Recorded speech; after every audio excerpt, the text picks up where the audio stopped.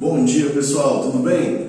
Hoje estamos aqui para a nossa segunda aula de genética, onde iremos estudar heredograma, que se refere aos símbolos utilizados no estudo de genética, genelaridade, que é o estudo dos casos de gêmeos que podem ocorrer, noções em probabilidade, uma ferramenta importante no nosso estudo de caso a caso dos cruzamentos que iremos ver, e padrões de herança aplicados à primeira lei.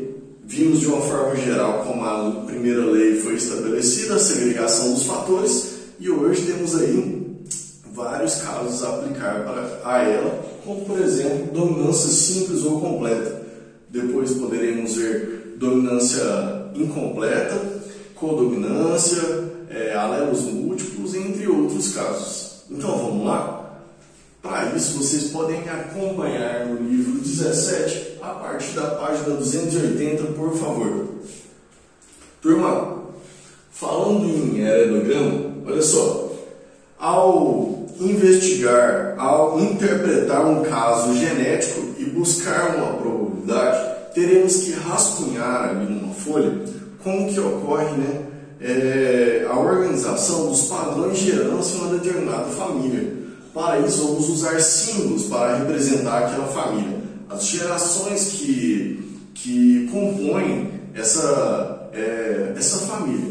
Então, para montar essa organização, vamos usar símbolos como esses aqui principalmente. Olha só, onde cada um deles tem um significado para nós. Vamos preencher juntos aí, por favor. Então, o primeiro símbolo aqui representa o indivíduo do sexo masculino. Normalmente ele não apresenta alguma enfermidade, porém podemos dizer então que é um indivíduo normal, tá bom? Mas eu quero lembrar com vocês que isso é algo que requer um certo cuidado quando for falado, porque nem todas as características que nós iremos analisar, elas julgam normalidade e enfermidade. Às vezes pode ser uma característica como, por exemplo, a cor de um indivíduo de uma determinada espécie, tipo a cor de um pássaro, ou o tamanho de uma determinada espécie, o peso, a massa corporal envolvida num fruto de uma determinada planta, que poderá ser representado em um indivíduo assim, ou de forma rachurada, pintada, como falamos o símbolo. Então, nem sempre é doença, tá bom? Mas, geralmente, então, isso daqui é um indivíduo do sexo masculino normal.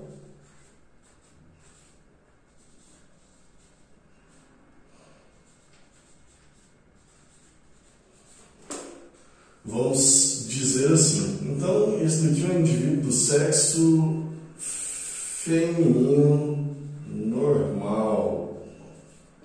Aqui é sexo indefinido. Como criança, por exemplo, tá? Ou quando não se sabe o sexo do indivíduo a qual está sendo relatado. Aqui nós temos um indivíduo do sexo masculino afetado, geralmente. Mas a gente já sabe que nem sempre é doença. Sexo feminino afetado. O indivíduo, tá bom? Aqui nós temos o que, turma? Casamento. Viu? Casamento. E aqui, casamento consanguíneo.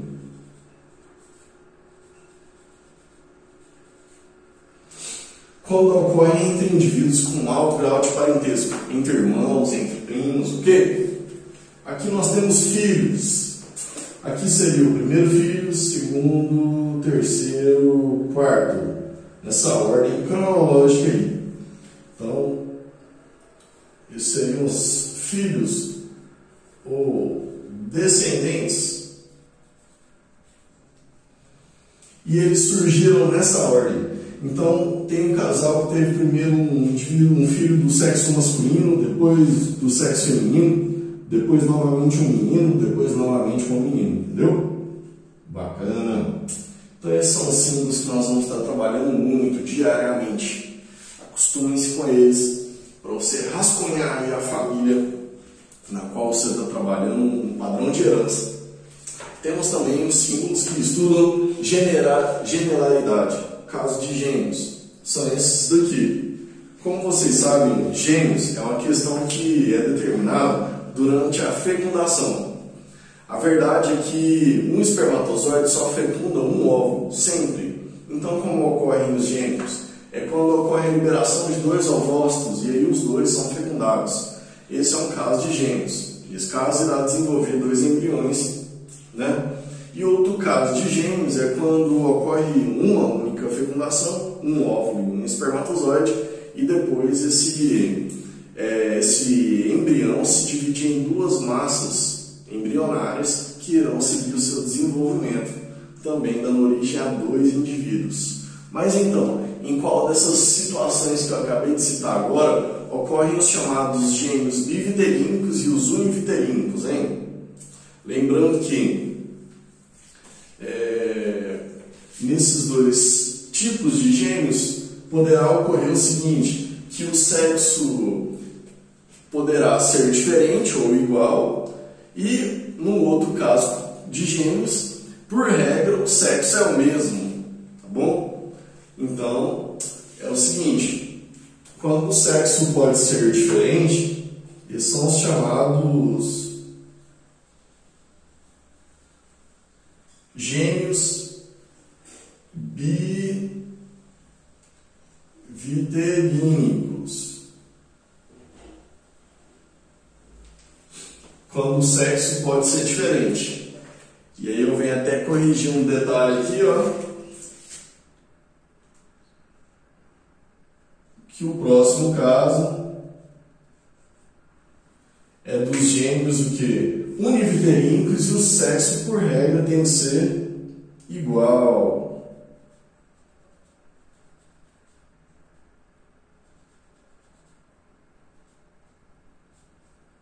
Certo, turma? Então aqui pode ocorrer o sexo ser igual. Eu representei diferente, mas pode acontecer. E aqui o sexo por regra deve ser sempre igual. Ok? Noções em probabilidade. Olha a matemática chegando junto aí para ajudar a gente a resolver esses casos aí. Probabilidade é igual a um evento favorável sobre um total de eventos. Por exemplo, eu vou lançar um dado e desejo que caia a face 1. Então a probabilidade desse evento acontecer é 1 em 6, porque o dado representa a figura geométrica de um cubo que possui 6 faces. Então, um evento é favorável sobre um total de 6 eventos, certo? Assim que nós vamos lidar, mas é claro que com outros exemplos, né? Então, eu quero calcular a probabilidade de um cruzamento entre plantas amarela e verde de nascer um descendente que possui ervilhas de cor amarela. Qual a probabilidade? Nós vamos fazer um cálculo em cima disso. Lembrando que nós temos um evento favorável e um total de eventos também, até nesse caso, tá? Para complementar aí essa noção de probabilidade, regra do E e regra do OU para eventos simultâneos. Então, por exemplo, eu vou lançar 2 dados e eu quero que nos 2 dados caia a face 1. Bom, então para o primeiro dado nós temos a probabilidade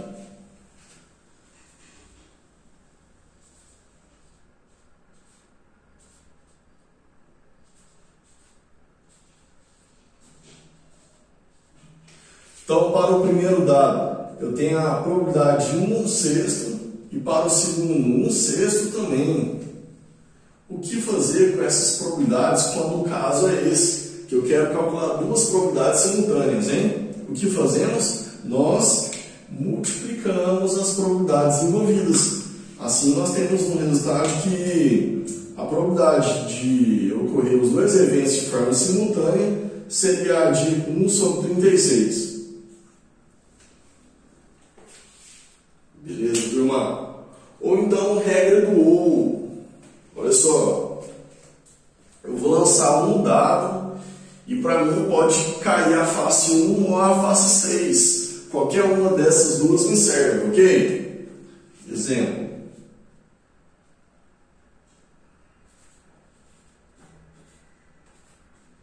face 1 ou 6 de dado.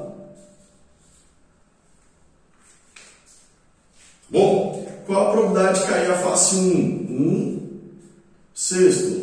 Qual a probabilidade de cair a face 6? 1/6. O que devo fazer com essas probabilidades? Para calcular a probabilidade final de ser sorteado a face 1 ou a 6 do meu dado, eu devo somar essas probabilidades. Então, teremos um total de 2/6. Ok? Então, o que será que é mais fácil de acontecer, hein? A primeira situação ou a segunda? É claro que é a segunda, né? Porque eu estabeleci que podem, num espaço, num evento, num total de eventos, ocorrer duas coisas dessa. Agora aqui, eu restringi muito as minhas possibilidades. Enfim, regra do E é a regra do produto e regra do O é a regra da soma. E nós vamos usar muito isso, viu, turma? Por exemplo, qual a probabilidade de nascer uma criança a partir de um casal que a gente tem uma situação de herança de uma determinada doença? Qual a probabilidade de nascer uma criança do sexo masculino e portadora da doença? Então, olha só, a condição que foi colocada, ela deve ser de um determinado sexo e também apresentar a doença. Entendeu? Então, qual a probabilidade de, entre duas plantas, nascer uma planta descendente que possua ervilhas amarelas e lisas? Olha a condição colocada. Regra do E, amarela e lisa. Vamos calcular o produto das duas probabilidades isoladas. E assim nós vamos conseguir resolver os nossos problemas usando muito dessas ferramentas que nós estamos estudando aí hoje, tá bom? Se aproprie delas. Ok. Cruzamento teste. Olha, eu tenho um indivíduo que apresenta característica dominante. Então eu tenho um indivíduo que apresenta característica dominante, mas não sei se esse indivíduo é homozigoto ou heterozigoto. Como descobrir? Bom, então meu indivíduo, como você sabe, né, da aula passada, você estudou aí os termos importantes no vocabulário de genética. Você aprendeu que o termo genótipo é a constituição de dois genes. Então depende de dois genes para se formar um genótipo. Porém, eu sei que existe um indivíduo que, por expressar a característica dominante, ele tem no mínimo um gene dominante, mas que ele pode ser homozigoto ou heterozigoto, né? Como tirar essa dúvida, hein? Fazendo um cruzamento teste, que consiste no quê? Em realizar um cruzamento desse indivíduo com um indivíduo homozigoto para outra característica, para a característica recessiva. Beleza? E aí, pela descendência desse cruzamento de teste, você vai perceber se esse primeiro indivíduo é homozigoto ou heterozigoto para a característica dominante. Da seguinte forma, se do cruzamento deles, olha só, turma, 100% dos indivíduos apresentarem a característica dominante, é porque esse indivíduo é homozigoto. Agora, se nessa descendência aparecer 50% de indivíduos heterozigotos e 50% de indivíduos recessivos, então é porque esse indivíduo era heterozigoto. Coloca no papel e você vai entender o que eu estou falando, tá bom? Faz aí o seu cruzamento. Então, para que serve o cruzamento teste? Para descobrir se o indivíduo dominante é homozigoto ou heterozigoto. É só fazer um cruzamento dele com um indivíduo da característica recessiva e analisar a descendência. Muito bem. E seguimos para os padrões de herança aplicados à primeira lei de Mendel, com o primeiro caso de dominância simples ou completa, onde existe um gene que domina totalmente o outro, como, por exemplo, no caso da cor das sementes de ervilhas, onde existe a cor amarela e a cor verde.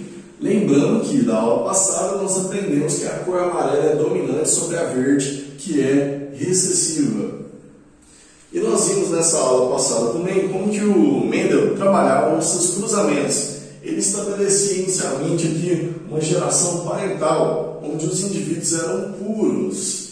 Então, já utilizando da simbologia aí que nós aprendemos, como representar esses indivíduos puros para as características amarela e verde. Já deu tempo de vocês treinarem e é hora de colocar em prática. Vamos representar aqui comigo, por favor? Amarela, vezão, vezão. Verde, vezinho, vezinho. Não foi assim?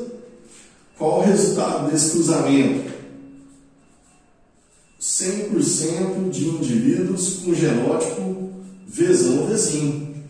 Lembrando então que isso que eu estou representando para vocês são o que? Genótipos, são representações de genótipos. E o que é fenótipo? É a expressão do genótipo com a influência do ambiente. Então esse genótipo aqui expressa qual fenótipo? A cor da semente ser amarela. Já esse aqui expressa que a semente tem a cor verde. Porque essa expressão, a cor, ela é o fenótipo. Não confunda genótipo e fenótipo. Eu posso pegar uma ervilha que é de cor amarela e pintar ela de verde? Posso. Nesse caso eu estaria alterando o que, turma? O fenótipo. Não estaria alterando o patrimônio genético daquela semente. Então quem pode ser alterado é apenas o fenótipo, porque apenas ele está sujeito à influência do ambiente. Aqui 100% das minhas ervilhas são de que fenótipo? Amarela. Mas cuidado, elas são amarelas, mas o genótipo é diferente dessas primeiras aqui, que são as puras, homozigotas. Acontece que essa é a amarela dominante heterozigota e essa é a amarela dominante homozigota. E se nós fizermos um cruzamento entre os indivíduos dessa geração aqui, ou seja, F1 com F1, então é realizar o cruzamento dos indivíduos heterozigotos ou híbridos, como você desejar chamar. Assim nós teremos os seguintes resultados. Olha, turma, eu tenho duas formas de proceder para realizar o cruzamento desse daqui. As técnicas são as seguintes. Você vai escolher qual a melhor para você. Existe a técnica do chuveirinho e a técnica do quadro de Punnett. A do chuveirinho consiste na propriedade de distribuição lá na matemática, propriedade distributiva. Consiste no que? Ao realizar o produto entre dois termos diferentes, ocorre o primeiro com o primeiro, primeiro com o segundo, segundo com o primeiro, segundo com o segundo, certo? E aí você vem e registra esses termos. Primeiro com o primeiro, vezão, vezão. Primeiro com o segundo, vezão, vezinho. Segundo com o primeiro, aí você iria dizer vezinho, vezão. Mas existe uma regra que a letra dominante vem na frente. Então, mais uma vez, é vezão, vezinho. E por último, segundo com segundo, vezinho, vezinho. Você vai lá e registra isso, montando genótipos. Pois genótipos são composições de dois genes, sendo que um veio do pai e o outro veio da mãe. Essa é a técnica do chuveirinho. A segunda técnica, para quem desejar por ela, é o quadro de Punnett. No quadro de Punnett, você coloca os gametas produzidos pelos indivíduos. Esse indivíduo produz o gameta vezão e também o gameta vezinho. Esse indivíduo produz o gameta vezão e também o gameta vezinho. Ao fazer a união entre os gametas, teremos a formação dos seguintes genótipos. Linha com coluna, vezão, vezão. Linha com coluna, vezão, vezinho. Vezão, vezinho, vezinho, vezinho. Os mesmos resultados de quem fez pela técnica do chuveirinho. Não é isso? Concluindo, analisando os nossos resultados aqui, proporção de genótipos, proporção de fenótipos. Vamos ver quantos genótipos diferentes temos e quantas vezes eles se repetem. Olha, temos aqui um vezão, vezão, genótipo, para dois vezão, vezinho, para um vezinho, vezinho. Então, na proporção de genótipos, nós temos 1 para 2 para 1. Não foi isso, turma? Analisa aí para você ver. Já na proporção de fenótipos, ou seja, o que esses genótipos expressam, temos uma amarela, outra amarela e uma verde. Então ficou assim, 3 amarelas para uma verde. Essa foi a proporção do nosso fenótipo. Então pega isso, repete várias vezes, estuda bastante que você vai ficar fera, tá bom? Nós só estamos no início dos nossos cruzamentos, vocês precisam se esforçar. Assim como nas exatas, nessa parte da biologia só se fica bom se praticar muito. Então pratica aí, valeu? Muito obrigado pela atenção de vocês, bons estudos e até a próxima aula. Um abraço, tchau, tchau.